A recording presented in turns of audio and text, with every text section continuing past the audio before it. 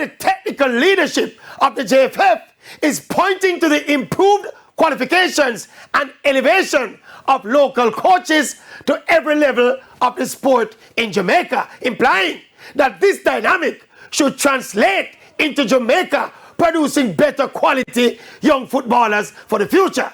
Fair assumption, since the process of development is highly dependent on technical guidance at every level.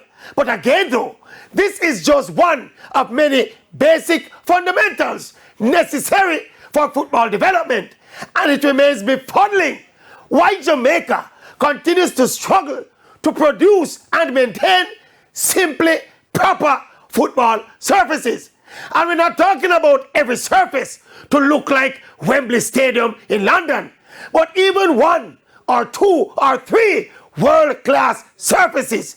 When you look at what obtains in other parts of the world, when we look at what we have as surfaces in Jamaica, if the Maverick did have shame, you would have shame like that.